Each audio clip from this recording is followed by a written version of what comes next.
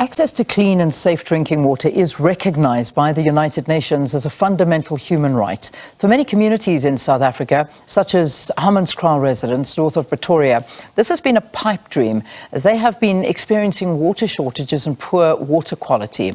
With efforts to contain the cholera outbreak in Hammanskraal continuing, residents have shown their outrage on the increasing number of deaths that have claimed the lives of 15 people, being 2 children and 13 adults. 51 cases of the outbreak have also been identified in other parts of the country. Now, back in 2019, the South African Human Rights Commission released the State of Water Quality in Hammanskraal report, and the test results confirmed that the water sampled and analysed is non-compliant with South Africa's drinking water standards. Yesterday, the City of Tshwane announced that the results from the Themba Water Treatment plant in Hammanskraal have shown no traces of cholera. But to discuss this further, we are joined virtually by Doctor Anthony Turton. He's from the Centre for Environmental Management at the University of the Free State. Dr. Turton, it's good to have you. Thanks very much for joining us on the programme. Good morning to you and the listeners. Thanks for having me. And may I just start off by giving my deepest sympathy to those people who've lost their lives. You know, families and friends that's been impacted by this tragic event in Hammanskraal. Yeah, it's a serious matter when people start losing their lives over water quality. It certainly is, and also strength to those that are still in a very serious condition due to this and perhaps maybe fighting for their lives in hospital. This is not a surprise to you. You have written extensively about the poor quality of water in some parts of South Africa. Let's get your reaction to when you started to hear from Friday the amount of people that were dying, and now we're sitting at a death toll of 15 from this outbreak in Hammanskraal. Yes, well, to be honest, I was not at all surprised. In fact, if I have any surprise in me left, it's because we've managed to dodge the bullet for so long. I've been anticipating events far worse than this for some time already now. So, I mean, 15 is a big number, and it's 15 too many. But no, I was not at all surprised. Yeah. Dr. Turton, when we look at the state of our water, I mean, in 2019, the Department of Water and Sanitation, they partnered with the South African Human Rights Commission, and they released this report on the state of water quality in Hammanskraal. The test results confirmed that the water sampled and analysed is non-compliant with South Africa's drinking water standards. I mean, this issue was also raised with the City of Tshwane at the time. Do you think the cholera outbreak that has cost 15 lives could have been avoided had this been taken seriously at the time? Oh, there's absolutely no question of doubt that it could have been avoided. You know, this is not rocket science at all. Water has to be provided at a certain quality. In South Africa, it's defined by a quality known as SANS 241. That is an obligatory requirement. Every municipality is obliged to report that to the regulator, which is the Department of Water and Sanitation, on a regular basis.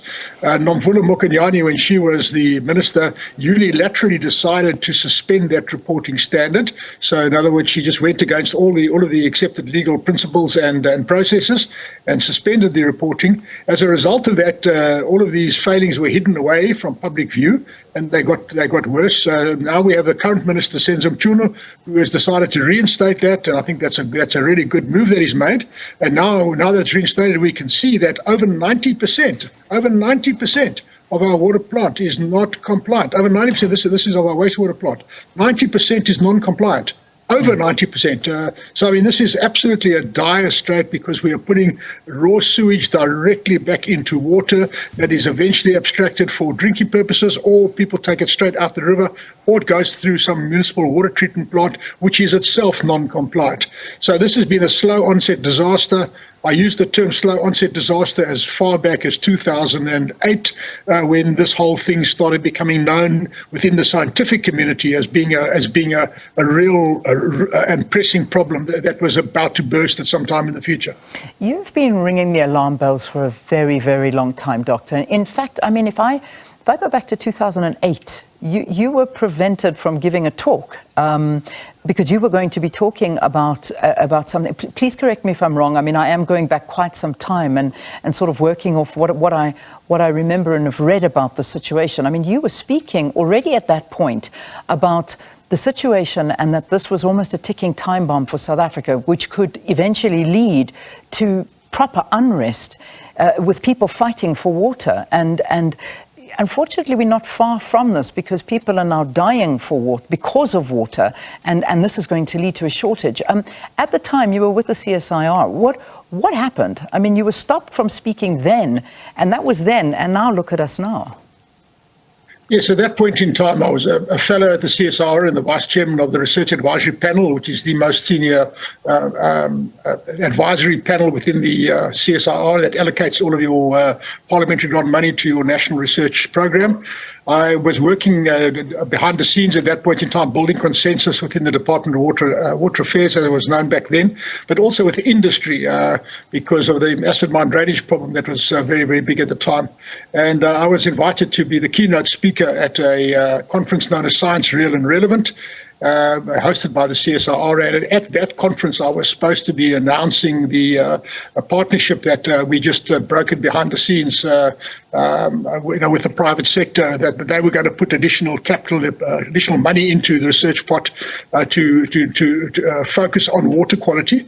And at that point in time, I was speaking about 3 water quality challenges that we face in the country as part of a national focused program.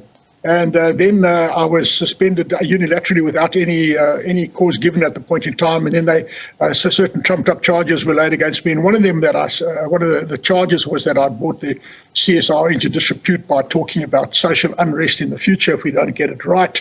And that whole thing was eventually legally challenged, and I took the CSIR to court, and I won an out-of-court settlement, and I'm no longer there, and we're still friends, and we still smile and wave at each other. Yeah. But basically, the tragedy has continued to unfold, and exactly everything that I wrote about in that keynote address, which at that point in time, I must add, was not only my work. That keynote address was at that point in time the consensus position of the entire practical sciences community in South Africa, that which was left, because it had been so decimated by various internal purges and that sort of thing. Yeah. So I presented the consensus position, and that consensus position is absolutely exactly what's playing out today. So I rest my case and I stand my ground. And this is what's so scary, and that's why I wanted to go back there, because this was 15 years ago, and you were told, keep quiet. This is not something we need to speak about, and it's not right. And here we are on a Tuesday morning where 15 people have died since Friday because of this exact situation.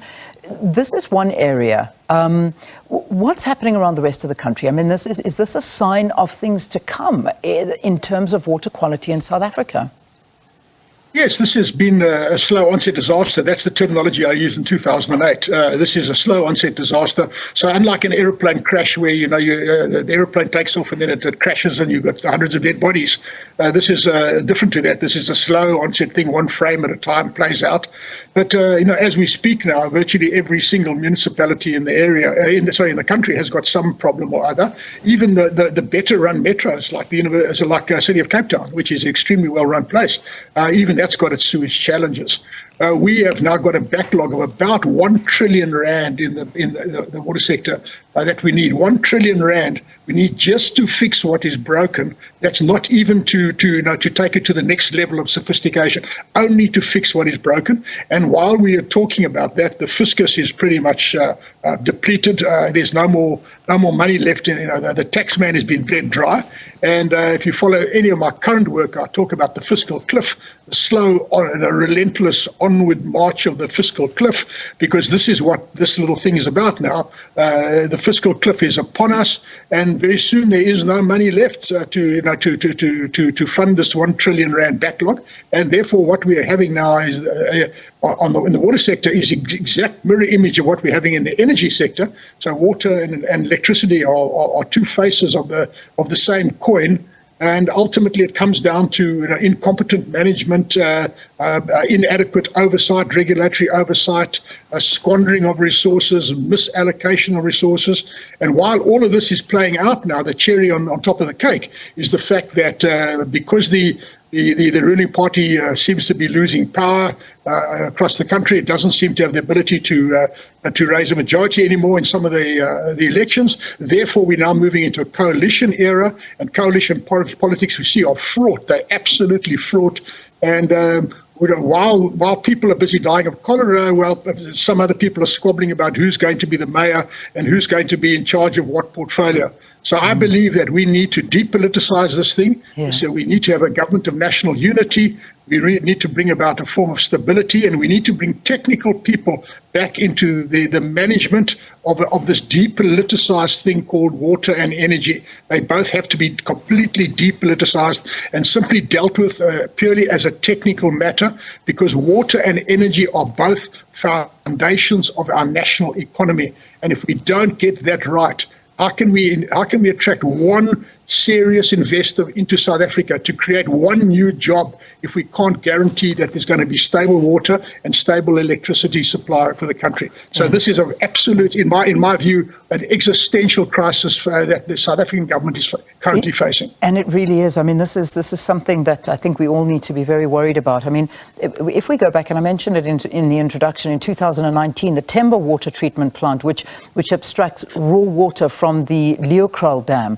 after which it is treated and supplied to various communities, was found to be unable to treat the drinking water to required standards due to the poor quality of raw water delivered to it. But yesterday, the Tshwane MMC for Utilities and Operations, Themba Water, said the plant has tested negative for any traces of cholera bacteria.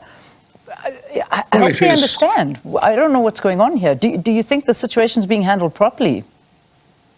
Okay, see, look, I'm not familiar with that particular matter there, but what I can say is that it's facts. Facts are our friends. So the first fact is that South Africa produces about 5 billion litres of sewage every single day. That's a fact. 5 billion litres goes back into our rivers and dams every day, and something like maybe 10% of that is treated to a reasonable standard. That's fact number one.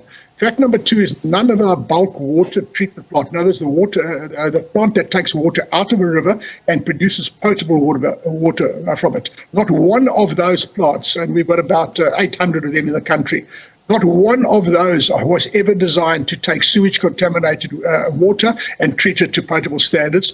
Even Rand Water, which is the largest bulk water supply in the world, even they do not have the capacity to take sewage contaminated water as feedstock and convert it into potable water. So if for this sudden little outlier to happen in the middle of a crisis and suddenly miraculously there's no E. coli there, well, I don't know, that baffles logic. Nonetheless, let's take them at their word for it and let's hope that it is so. Cholera is actually a very easy thing to manage. All you have to do is keep your plant going according to specification, keep the pumps turning, keep dosing it with the chemicals that you need to dose it with, chlorine, etc., and suddenly, bingo, magic, you've got no more cholera. It's probably one of the most basic first rungs of the ladder kind of a water treatment process. So where does the problem lie? I mean, if we talk about it being so basic to fix this and something that's easy, is it the infrastructure that's falling apart? Is it the people that are employed that don't actually know what they are doing? Is it the will to not want to do it? What's going wrong in your opinion? And what state are these facilities in? I think it's become so politicized because it's been linked to the transformation issue, which is a great tragedy because, we do need to have transformation in society, and that's absolutely, we can't argue against that.